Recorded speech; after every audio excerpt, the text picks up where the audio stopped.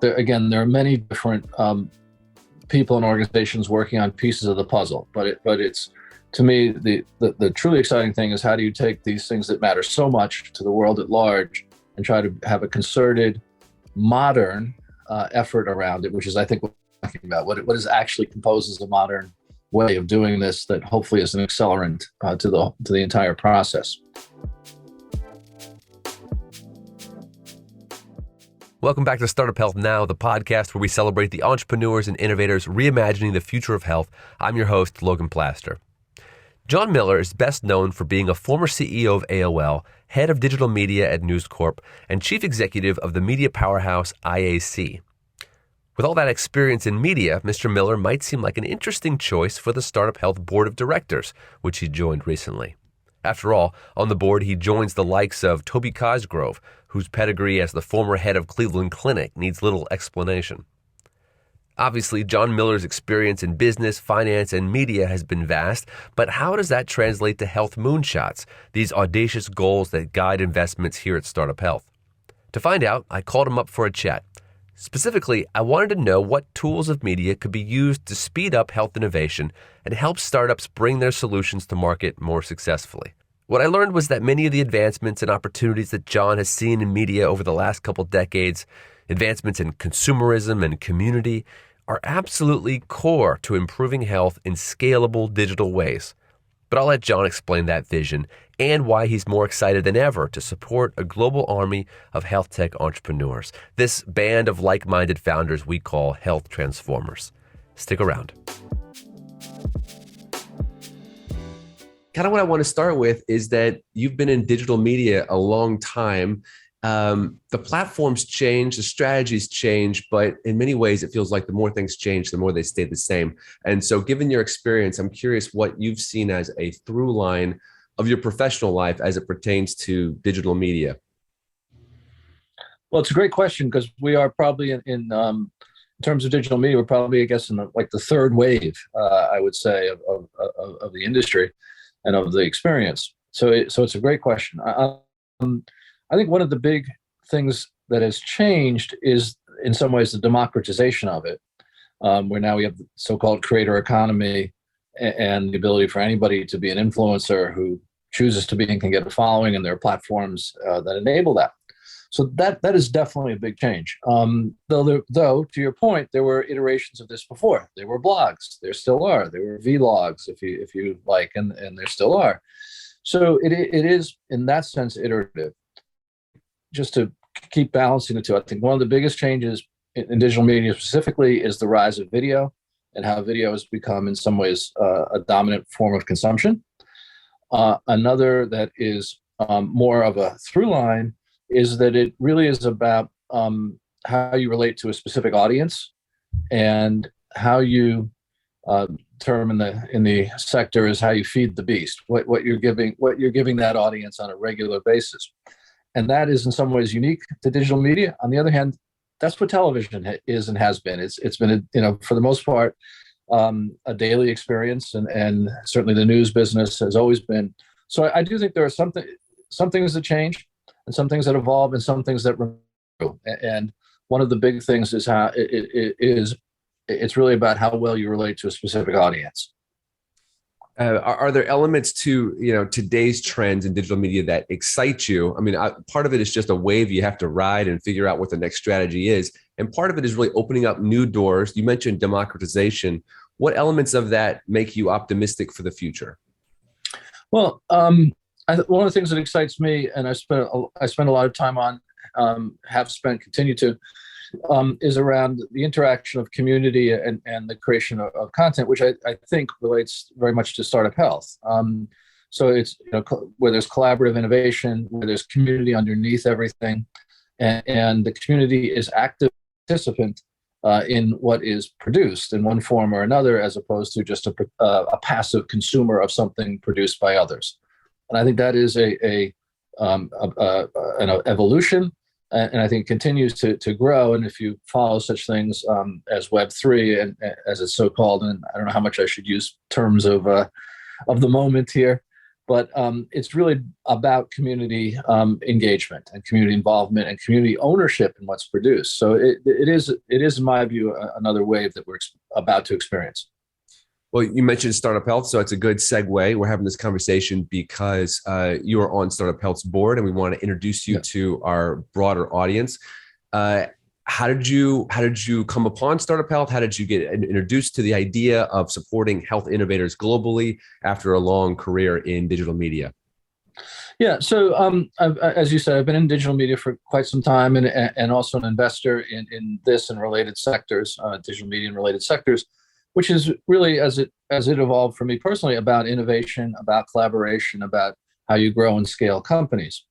And all those things became applicable when I met the folks at Startup Health and Steve and Unity, whom I was introduced to by another of our distinguished board members, Esther Dyson, when I was talking to her some time ago of my interest in this specific area around health and health innovation, and whether or not some of the lessons that I thought were generally permeating a lot of the rest of the world in terms of innovation and collaboration and community that were not yet as evident, it seemed to me, in the health sector and the health development sector. And then Esther, agreed, and she said, "There's a place where that might be occurring," and that's what I. Yeah, I wonder if you could share any specifics. So you mentioned some of the strategies you've seen work in media and elsewhere, and let's apply it in health. And we're sort of talking generally about how Startup Health is trying to apply collaborative methods and community. But I wonder if you could use any case study examples, anything you've seen work in the world, and how you'd like to see that in health as well. Well, I think one of the things is just making people aware, and in this case, people can be a community or it can be the relevant companies and parties who are directly working in it, because many times people are unaware of, as the expression goes, what the right hand and the left hand are doing. But in this case, it could be something in India and something in Mexico and something in the United States, and so media is really historically very good at surfacing these things and putting them in a common place where they can be understood and accessed together. And I think that's really one of the parallels that I would draw, because I think in a collaborative world, the first underlying thing is who's doing what, and then what makes the most sense to try to work together on. And so how do you find that out? And some of the more traditional ways, a journal or something like that, a medical journal, very slow process. And so while extraordinarily helpful overall, it's not going to increase the pace at which these developments occur. Got it. And media, in my belief, can. Yeah, awareness is key. You have to know what's going on around the world. We've experienced that firsthand. Is there an area of health? Is there a health moonshot that you're particularly passionate about? Well, first of all, I'm passionate about the idea of moonshots. So I think and that's one of the things that attracted me to Startup Health, even before it was articulated. So I should just back up 1 second and say I was an early investor in Startup Health. I'd have to check the number of years, but it's got to be close to double digits at this point. So quite early on. And even then, even though we didn't articulate it in the way we do now, we were talking about these kind of moonshots as the real future of what we were trying to accomplish. And so that idea itself excites me, because I think there are many different people and organizations working on pieces of the puzzle. But it's, to me, the truly exciting thing is, how do you take these things that matter so much to the world at large and try to have a concerted, modern effort around it, which is, I think, what we're talking about. What is actually composes a modern way of doing this that hopefully is an accelerant to the entire process. So with that, that's what excited me fundamentally. My own personal interests are things that tend to be in, I'll call it, the wellness space. And as I get a little bit older, I'm interested in longevity too. It's funny how you find yourself interested in that topic as time goes on. Yeah. But I think, and actually in longevity science, it's an area you follow, the advances, it feels like we are just on the precipice of an amazing series of advances in that regard. and it's really a way of approaching, in some ways, many different diseases, and obviously on life. But those are areas of personal interest. But again, the thing that to me is most exciting of all is the process and the idea of how you focus on these moonshots. What are your thoughts, given your expertise in media and digital media, on how we can really push to the next level? Let's say that we've just done version 1 of bringing media tools to health innovation, to really take that to the next level and say, look, the first step is awareness. It's global awareness. We got to know what everyone's working on in order to collaborate. Yeah. So how do we take that initiative to the next level in your mind? Yeah, great question. I think, again, I'll use the word modern again, and the tools and the platforms continue to rapidly evolve in the media, and I'll call it collaboration sector, as well as the hard science areas. So both those are continuing to evolve at the same time.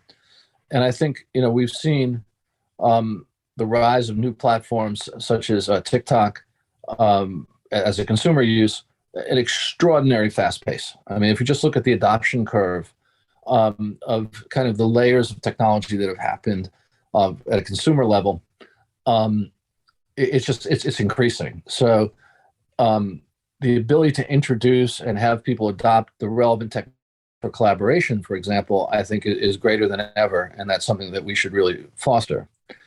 The second is, and this is an interesting thing, if you look at the history of the industry, it used to be that the greatest technology was in some ways military, that then filtered to corporate, that then filtered to the consumer. I can't comment extensively on the military area. It's not my area, but it's no longer true that the enterprise, if you will, gets better technology and better technology first than the consumer. For example, the enterprise version of the iPhone is the iPhone. And that was not true in 10 years ago. It would have been the enterprise version of something was the heavyweight, more fully featured kind of experience and use cases, and the consumer was a watered down version of that. That's not true anymore, as I was saying. So the consumer versions of things are now as good as anything else in many cases. And what's important about that is that means everybody can have that in their possession and use it. So I think the more that we can encourage the adoption of these broad platforms and use them for the kinds of purposes that are relevant to Startup Health and its companies, that's a real key. Yeah, because those versions now are as good as anything anywhere. You mentioned TikTok specifically, and just the power of the virality of that platform and that type of platform. I'll tell you, I speak with founders every day. They're pretty intimidated by the idea of diving into a platform like that and trying to speak a whole new language. And I wonder if in your position as an advisor, an investor, if you've got any words of wisdom to a founder who's maybe intimidated, not just about TikTok, but about sort of modern digital media in general, and just wrapping their heads around a whole new language every few years. Yeah, well, actually, the end of your question is an interesting coda, which is every few years, because it does continue to evolve. So that is a part of this, that it just as soon as you get the hang of one thing, there's another platform and set of tools. And so it does raise the question of where do you place your bets, kind of thing. And that's perfectly legitimate question. I don't know if TikTok is yet the greatest collaboration platform for the kind of things that we're talking about. Though it certainly is that they've understood virality in a way that is different than the other media platforms, and that is worth noting and taking stock of as we think about things. But what they have done, that in addition to that's so, in my view, brilliant. I'm not here to be a shill for TikTok, but we have to recognize what's going on. Is they've created, and this goes to another part of your question, they've created a set of tools that are actually very easy for people to understand and use for that purposes of that platform, that relate around to video, music, and other forms of popular consumption, and they've done that very, very well. So I think, and this goes to my point about what's now in the hands of the consumer. So I think it's up to us to identify the right tool sets that we can encourage the adoption of by the startup health community that will further enhance collaboration. And I would say that's something that we're actively engaged in. Yeah. Yeah. It's something I've been exploring myself. We've had a few companies sort of hit gold with platforms like TikTok and Reels on Instagram. And it's typically through, it has to be the right avenue, whether it's skincare, whether it's thinking through, vitamin health, things that might resonate more with that community. You mentioned a second ago, you have a personal interest in longevity, in some issues like that. And I wonder if you've thought through, if you could wave a magic wand, is there a particular product or platform or type of startup that you would love to see created in the next year or two? Well, okay. So, all right. So I'll give you a specific answer. I don't know if you're a follower of developments in the longevity space, but there's a scientist at Harvard, David Sinclair, who is one of the leading lights in that. And he is coming out very recently with the framework of the longevity is essentially a failure of information processing and capacity between the various systems and cells of the body. And I think that I would not know. I am not a scientist. I am not an authority, but that has the ring of truth. Yeah. Because it's in my mind coincident with certain theories that are current in physics around the information theory of the universe and other things. So it just feels really interesting to me, and I'd love to see us he's publishing. He's starting to talk about it. But I think his formal publishing is about to come out. I'd love to see us be at the forefront of that. Very nice. Very nice. All right. Last question for you. Startup Health just hit our 420th investment. We're really sort of scaling up for this next phase with dedicated moonshots around type 1 diabetes and Alzheimer's. And I wonder what you are most excited about concerning your work on the board here at Startup Health in the next year or so. Yeah, again, I think it's I gave you one of the area of personal interest, but I think at the startup health level, I'm interested now in I think we have the scale of the platform to really be impactful to all of those 440 companies, hopefully, and many more. And so to me, I'm sort of looking at it at a kind of system level, which is how do we do that? How do I work with the team to help make that platform and connector and the convener and the information processing, going back to a thought a moment ago, of all of that, be as effective and impactful as possible. Because I think we now have a certain scale that allows us to think in those terms. That's awesome. I love those lessons about communication and about making the world aware of what's going on so that we can really stand on each other's shoulders and move forward faster. So, Jon, final word? Yeah, anything in my experience, but some of the lessons in media, which are media is designed to scale, right? The systems that are media, and so that's the way I'm always looking for and thinking about, and I think that's what we want to see is scale in a way with Startup Help, scale in a way that reduces time to effectiveness in these key areas. So that's the way I try to contribute. That's great, Jon. Wise words. I appreciate you taking the time with us and excited for what's next for Startup Health. Yeah, well, thank you. And we'll talk again soon. All right, take care. Be well. Bye-bye. Thanks for listening to Startup Health Now. Startup Health invests in health transformers around the world who are dedicated to achieving audacious health moonshots. If you want to learn how you can join this community of entrepreneurs, or if you want to connect with one of our 400 companies, go to startuphealth.com. If you'd like to learn how you can invest in our Health Moonshot Impact Fund, go to healthmoonshots.com. Thanks for listening to Startup Health Now. We'll be back again with another episode next week.